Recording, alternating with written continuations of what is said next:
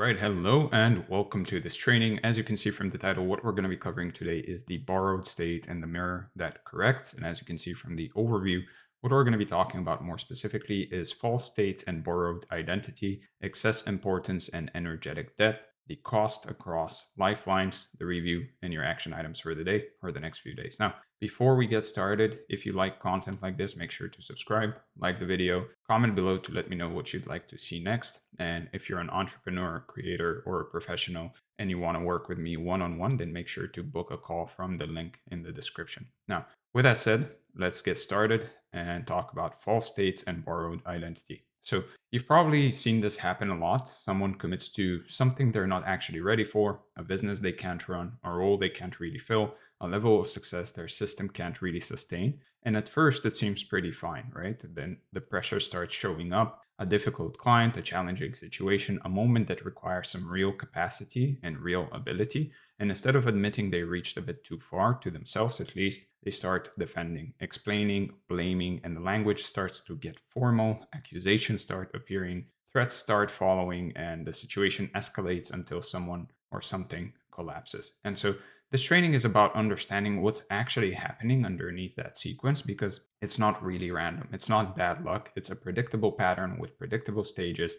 And once you see the structure, you can recognize it early in yourself and in others. And this shows up everywhere in business when someone sells something they can't actually deliver, in relationships when someone performs a version of themselves they can't actually maintain and they basically lie about the person they really are, or at least hide the person they really are. And in personal development, when someone adopts an identity that their nervous system hasn't really caught up to yet, or their brain hasn't really caught up to yet. And it's the same pattern with different contexts. So understanding this will just give you two things: a way to catch yourself when you're slipping into it, and a way to recognize when you're on the receiving end of someone else running it. And both are useful. Now, if you've been following me for a while, you know about the be, do, have model, and you may have done some work on manifestation, mindset, or identity. Then you know the principle that you need to become before you have proof and step into the identity first. Now, this training is about what happens when that process goes wrong, when someone performs the identity without doing the actual work and then gets trapped defending a version of themselves that was never real to begin with. Now, healthy becoming involves genuine internal and external change, meaning taking inspired action, honesty about your growth, and flexibility when reality gives you some feedback. The pattern we're looking at here is a bit different. It's performance without integration. It's performative. Then they get defensive when they get challenged on that reality or on that identity that they're performing as. It's the same external moves, completely different internal reality. So you can reach beyond your current capacity and stay honest about it, and that's great. But the problem starts when reaching becomes pretending, right? When I'm growing into this becomes I'm already this, and how dare you suggest otherwise, while not taking any real congruent action with that actual identity. And there is a pattern that runs underneath a lot of our struggle. It looks like bad luck or unfair circumstances from the outside at least, but actually has an internal structure you can see once you know what to look for. And I'm talking about what happens when someone steps into a version of themselves they can't actually sustain yet, and then what happens when reality starts pushing back on that. Most people run this pattern at some point in their business, in their relationships, or in how they present themselves to the world. And when it goes wrong, it tends to go wrong in very predictable ways that create a lot of unnecessary problems, not just for the person doing it, but for everyone around them as well. And if you can see the pattern, you can catch it earlier in yourself and in others, like we said earlier. So the goal here is recognition, because you can't really change what you can't see. And most of this stuff operates below the level of conscious awareness. And by the end, you'll have a clear picture of how borrowed states form, why they create pressure, and what the defensive behaviors look like, and what it actually costs over time to keep running the pattern instead of actually facing it. So you can think of it as energetic physics. There are laws to how this works, basically, and once you see them, a lot of the things that seemed random or unfair start making sense. And more importantly, it becomes useful. You can work with these principles instead of against them. So this first section is the one you really need to pay attention to, because everything else really flows from here.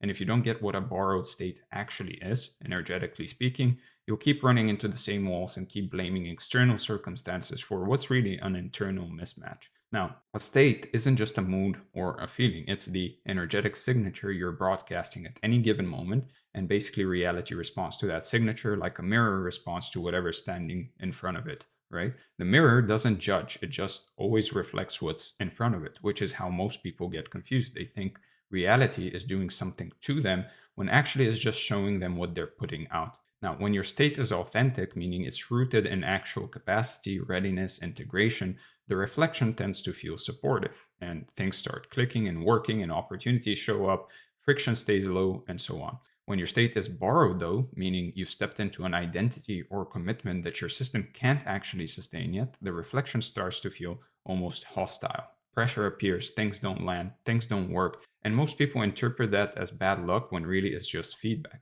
Now, the key distinction is between wanting something and being able to hold it. Wanting doesn't really create any ability or capacity. You can want a six-figure business, but if your nervous system panics at the first difficult client conversation, then you're not really ready yet. Honest people admit when they're reaching. That kind of honesty is what actually keeps the state clean because there's no pretense. The field can actually work with honesty. Now, pretense, on the other hand, creates distortion, and I'm not talking about this helpful distortion like Steve Jobs' distortion field. I'm talking about when someone makes a claim or someone claims a state they can't really hold. They're basically lying to the field, and the field always corrects these lies. So what does it actually mean to borrow a state? It means you've adopted the posture, the language, the confidence of someone who's already there, but you haven't really done the internal work to actually be there. It's like wearing someone else's clothes and expecting them to fit perfectly. They might look okay from a distance, but up close, the mismatch is obvious. So the ego loves borrowed states because they feel like shortcuts. Why go through the uncomfortable process of actually building ability and capacity when you can just act like you already have it, even though you're doing nothing that basically proves that? The problem is reality doesn't care about your performance. It cares about your actual frequency, right? And this is seductive precisely because it works short term. You can fool someone, you can get some wins, you can buy yourself a temporary experience of the life you want, but it's unstable. It's like the guys that go on Instagram, for example, and start flexing like they're rich when in reality they're not, right? We all know that that's not what really rich people actually do. So when it collapses, which it always does eventually, it doesn't collapse quietly. It collapses in a way that exposes the gap, often painfully. Now, borrowed states are fundamentally about identity protection. The person doesn't just want the outcome, they need the outcome to believe they're okay. That's the trap. When your self-worth is riding on external validation of a state you can't actually sustain, any pressure feels like an existential threat, which is why people get so defensive when reality pushes back. Now, the defensiveness isn't really about the situation or the other person, it's about what admitting the truth would mean about them. So avoidance becomes the only option, not because they're bad people, but because the alternative feels like annihilation. Now, here's how you know you're in a borrowed state. Everything basically feels slightly forced, right? You're performing instead of actually being.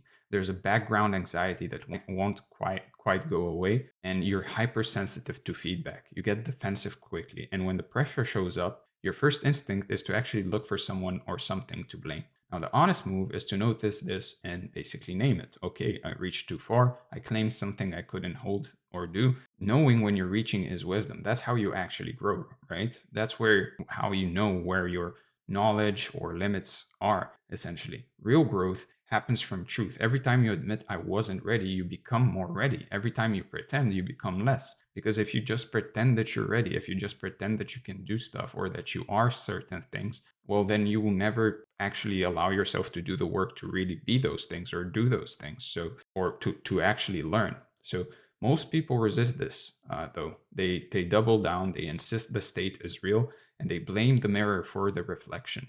And that's where the real trouble really starts, because once you commit to defending a borrowed state, the lies compound and the energy drain increases.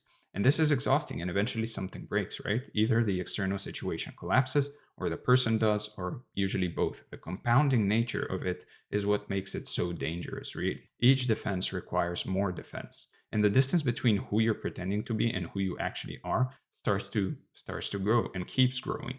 And that gap has weight. You can feel it even when you can't really name it. And something always gives. The question is whether you choose to let the borrowed state go or whether reality forces the issue. So if you've read Reality Transurfing by Vadim Zeland, then he would call this occupying a lifeline you're not compatible with. The lifeline exists, the version of reality where you're that person is somewhere in the space of variations according to his book, but you can't access it from your current energetic position. You're trying to teleport instead of walk. Now, compatibility isn't about deserving, it's about resonance. You can't obviously access a frequency you're not at. That's just how fields work. The path to a higher lifeline, according to his philosophy, is gradual. You raise your baseline state, stabilize at the new level, and then reach again. Shortcuts skip that stabilization, which is why they backfire. So when you try to force your way onto an incompatible lifeline, you create what Zeland would call excess potential. The universe has to neutralize that excess somehow, and usually it happens through friction, failure, or forced connection.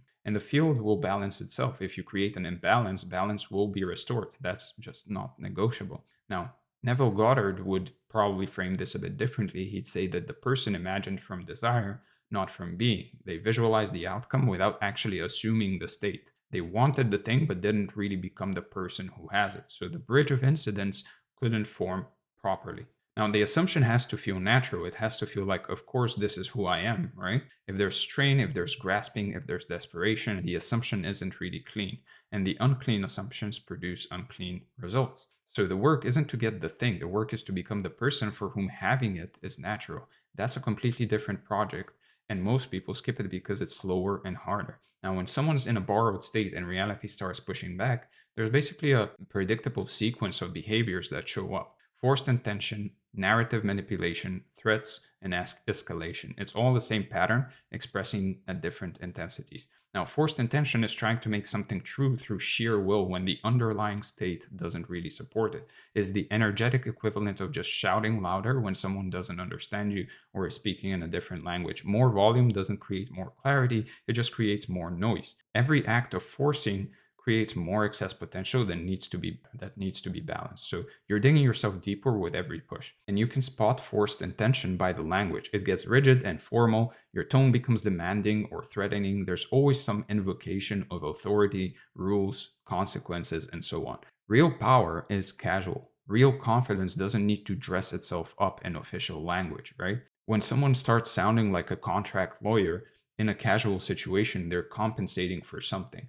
And there's always escalation because forced intention doesn't work, so it has to keep intensifying. The first push didn't produce results, so the next one is harder, then threatening, then invoking third parties. Just watch for it. When someone starts escalating their language, they've already lost the energetic position. Then comes the narrative. Language creates reality, so when someone's forcing, their words starts changing. They start creating narratives like trying to speak a borrowed state into existence. Now, your words only carry the weight your state can actually back up. If your internal reality is fear and desperation, well, your language carries that frequency no matter how confident your words sound. The words say one thing, but the energy transmits something else. Eventually, you get to threats, and this is the clearest sign of energetic depletion. Threats aren't power, they're absence of power making. And threats aren't real power, they're the absence of power that is just making noise. And strong positions don't need to threaten. They can afford patience, right? So that's borrowed states, what they are, how they form, how they express when they're pressured, the foundation of everything we're covering. And next, we need to actually understand why borrowed states can't just coast forever, why the bill always comes due, and that's where excess importance and energetic debt come in. So let's talk about excess importance and energetic debt. Okay, so now we're basically getting into the mechanics of why borrowed states can't just coast forever. And there's this concept Zeland talks about called excess importance. It basically explains the energetics underneath the psychology, the actual physics of why pressure builds. Now, excess importance is basically when you attach more significance to an outcome than it can naturally hold, right? It's when something has to be true, has to work out, has to happen a certain way, or else. And that or else is where the excess comes from, right? Normal importance is fine. Of course, things matter to you. The problem is when the importance becomes a heavy load for your identity, when the outcome isn't just preferred, it's required in order to maintain that identity. This is always about identity, always. People don't freak out about outcomes that don't touch their self-image, right? They freak out about outcomes that would reveal something they can't face about themselves. So the importance isn't really about the thing, it's about what the thing means to them and about them. And because they think that it means something about them. Feels like I really want this to work, but underneath it, is basically I can't handle what it would mean if it didn't. And strength can hold failure. Fragility really can't. So this connects directly to borrowed states. When you occupy a borrowed state, you automatically create excess importance around maintaining it. Because if the state collapses, so does your self image, which means you're now accumulating energetic debt every moment you stay in that state without actually being able to hold it. So you don't choose it consciously. The borrowed state creates excess importance as a byproduct by default. That's why people in borrowed states are so reactive. The stakes feel existential even when objectively they're not. And it's invisible until it's really not, right? You can't see energetic debt the way you can see financial debt, but you can feel it. That background anxiety, that sense of something's gonna happen, that hypervigilance that won't turn off. And this debt metaphor is intentional here because debt compounds. The longer you stay in an unstable, unsustainable state, the more energy it takes to maintain, the more you have to perform, the more you have to defend, until maintaining the illusion becomes your full-time job. People in borrowed states are exhausted because they're spending enormous energy just staying afloat. There's nothing left for actual growth or creation. And you can think of it like interest on a loan. Every day you don't pay it down, it gets bigger, right? Every day you maintain a borrowed state without integrating it, the gap between performance and reality widens. The gap between your ability and your capacity and what's actually true widens. The gap between your actual ability and your capability and this performance of an identity actually widens. And so you're just doing yourself a disservice because you can't really even learn how to get there really.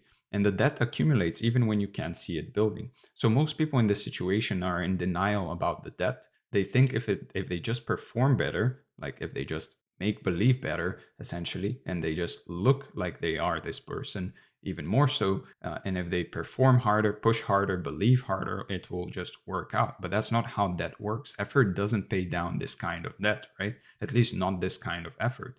This is why people trapped in these patterns are so tired, and tired people make bad decisions, which accelerates the collapse. And it's a feedback loop basically that runs downhill. So excess importance creates potential difference, and you can think of it as an electrical charge. When there's a big difference between what you're claiming and what's actually true, energy has to flow to resolve that difference. And that resolution happens one of two ways. You either integrate, meaning you actually grow into the state, you actually become this person, or you collapse, meaning reality forces a correction.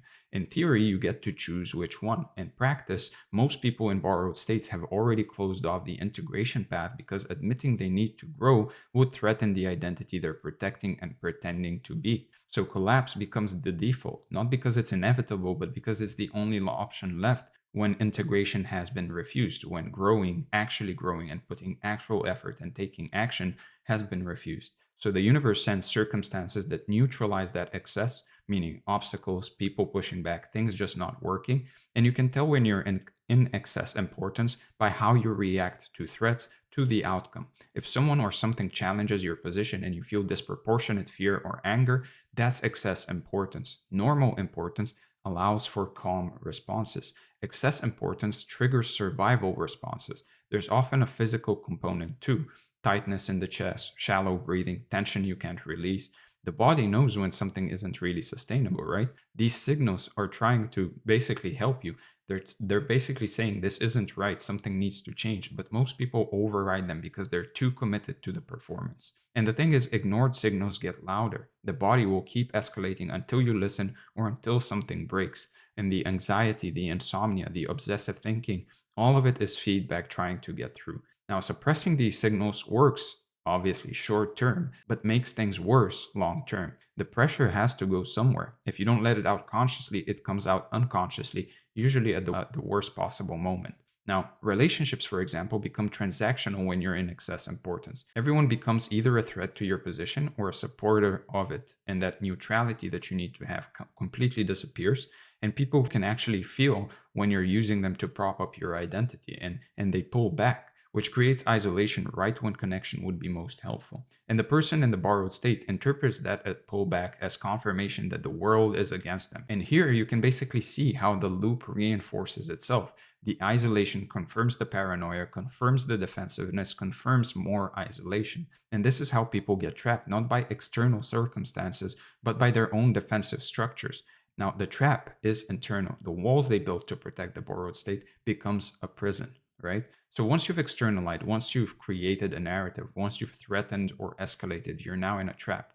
And the distortion has to be maintained. Admitting truth at this point would mean admitting everything that came before was false, and that feels unsurvivable, basically. There's been investment, emotional investment, relational investment, sometimes financial investment, all of that based on a borrowed state and its defensive structures. Unwinding feels like losing all of that. It's the sunk cost fallacy applied to identity. I've already committed so much to this version of events that I have to keep going. But sunk costs are sunk, they're gone either way. The question is what you do from here, meaning clear thinking would recognize that the investment is already lost whether you admit it or not. But clear thinking is exactly what borrowed states prevent. So every lie requires more. So every lie requires more lies. Every distortion creates inconsistencies that need to be managed. And the cognitive load of maintaining a false reality is actually enormous. All that energy that could be going into really creating, taking action, growing, connecting is now instead going into maintenance of some kind of false identity. And when the maintenance fails, the escalation follows, right? Because backing down is still possible, but the current level of defense isn't really working. So you push harder, you double down. It never works, but it always happens. And there's a momentum to distortion. Each escalation makes de-escalation harder. So eventually there's panic underneath the control. The person can feel the whole thing slipping, but they can't let go. So they grip harder, which makes the slipping worse. And sometimes that escalation becomes self-destruction in a way and self-sabotage because people start saying to themselves, if I can't maintain this version of events, I'll burn everything down with me. And it's the borrowed state's last defense, right? You might have won in the sense that you didn't have to admit the truth, but you lost everything else. And the way out is basically releasing the importance, not the desire, but the actual importance. You can still want something without needing it to be true for your identity to survive. That's the sweet spot.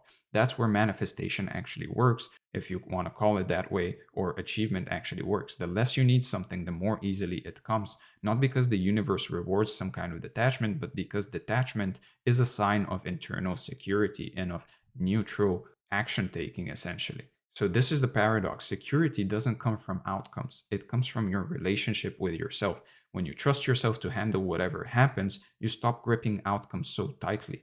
That freedom is attractive to reality. It's magnetic. Things flow towards people who aren't desperate for them. And practically, this means catching yourself when you're making something about your identity, noticing when I want this becomes I need this, and deliberately relaxing the grip, right? So the exit from the trap is voluntary collapse. It's choosing to let the false self die rather than waiting for reality to kill it. This is actually the path of least suffering, though it doesn't really feel that way. And there's no way to exit the trap while maintaining the facade of having it all together. It takes courage, and more courage than the original borrowed state actually required. And you can rebuild from there, and this time authentically, right? With real capacity, real ability, on solid ground, and knowing where your limits are and where you need to learn. The rebuilding is actually faster than you'd expect because you're not working against reality anymore. And so borrowed states create excess importance. Excess importance creates debt. Debt creates pressure. Pressure demands resolution. And you either integrate and actually take action and actually grow, or reality forces a collapse. The trap is real, but the exit still exists, right? Now, let's look what happens over time if you keep running this pattern, and what does it actually cost you across your lifeline. So let's talk about the cost across lifelines. Now, this final section is about consequences and what actually happens to someone who makes borrowed states and distortion their pattern, not once, but repeatedly, and what does it cost them over time. Each instance of distortion leaves a residue. Trust is harder to build, relationships are shallower, opportunities mysteriously don't materialize, life gets harder in ways that seem random but aren't. The pattern we've been looking at, it doesn't just affect the immediate situation, it always affects the field you're operating in as well. So the pattern becomes identity after a while. I'm someone who has to fight for everything, for example, or people always let me down, or things in my life never work out, or nothing ever works out for me. These stories are consequences that embed in your personality. They feel true because they keep proving themselves, but they keep proving themselves because the state is creating the reflection. So the deepest cost is to your self relationship. If you can't trust your own words and you can't rely on your own assessments, you can't believe your own stories, what kind of internal life is that? It's exhausting and empty, and you become a stranger to yourself. So you have lowered your baseline state. You become compatible with harder, less flowing lifelines because that's what you match now, essentially. You get what you match. And so if you raise your coherence and you raise your results, if you lower your coherence through repeated distortion and lies and so on, you lower your results. It's just resonance. So this explains why some people seem stuck. They keep applying more effort, but nothing really changes because the issue isn't effort, it's state. They just pretend to be this person without actually taking any action to become this person. And their state has been degraded by the pattern. More pushing just creates more excess potential that needs to be balanced, right? From outside, it looks mysterious. Why does everything seem to go wrong for them? From inside the pattern, it's basically invisible. Distorted states produce distorted results. Now, let's talk about relationship costs specifically because they're also profound, specifically in relationships. Now, distortion destroys any intimacy. You can't be truly known by someone you're basically lying to all the time. And most lying is to yourself first. So relationships stay surface. The real self is actually hidden because the real self would reveal the borrowed state, and that connection never goes deep, even in long-term relationships. And this is the loneliness where you're surrounded by people but known by none or feel alone. Because knowing would require truth, and truth would collapse the fake identity even you don't believe in. So trust erodes in both directions too. Others can't trust you because your words don't match your actions, and you haven't put your money where your mouth is essentially. And you can't trust others because you're projecting your own pattern onto them, assuming everyone is playing like you are, which creates a paranoid relational style. Always watching for threats, always assuming bad faith, always defending. And that paranoia creates more isolation, which confirms that the world is hostile. So the loop reinforces itself once again. And each cycle makes the next one more likely. Now, here's what's ironic. Integration, actually taking action on the things you say, is exactly what would help. But integration requires that your actions match your words, that you believe in the person you say you are. And that is what the borrowed state was actually constructed to avoid, right? People protect themselves right out of the thing they actually need. So your real capacity actually decreases over time.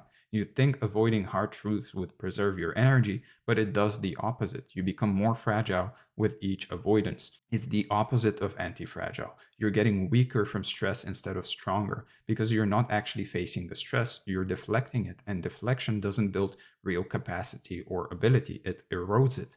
Now, weaker capacity leads to more borrowed states, right? Which leads to even weaker capacity. Again, the spiral goes down. Each turn makes the next turn steeper. So your range of life shrinks and you can only go where the borrowed state is safe or feels safe. New challenges or threats, growth opportunities basically become dangerous and life gets smaller and smaller. A defensive life, never expanding, always protecting, never creating, always maintaining. And that's not really living. If you really think about it, at the end of such lives, there's usually regret. I played it too safe. I never took real risks. But the perceived safety was actually maximum risk, just spread out over time. The regret is almost always about unlived potential. All the things that could have been if the energy spent on maintenance had gone into creation and taking action instead. That's the real cost. Not what you lost, but what you never let yourself actually get and gain. And it's invisible until it's too late to do much about it. That's the tricky part.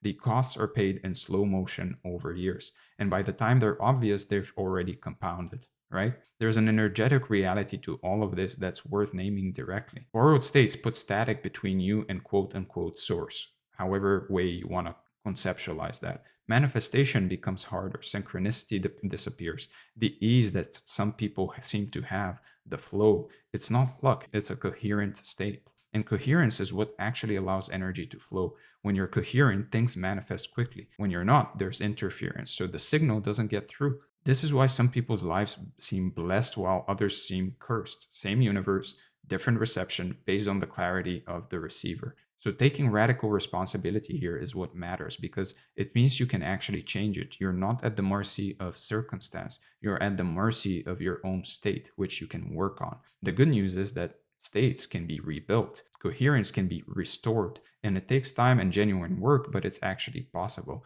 And no one is beyond repair. But it is real work. It's not just affirmations. It's not just positive thinking. It's actual work. Facing the truth, rebuilding real capacity and ability, starting over in a lot of cases. The work is uncomfortable, but the alternative is worse. The alternative is a slow erosion that you only notice when there's not much left to erode. The alternative path is available at any point. You can step off the downward spiral and start climbing. It begins with one honest moment. It begins with one cold truth, and that's really all it takes to begin. The pattern doesn't need to be conquered all at once. It's dismantled moment by moment, choice by choice. And everyone has borrowed states somewhere. Everyone has done some version of this. I myself am making this video out of personal experience. This is why I'm talking about this.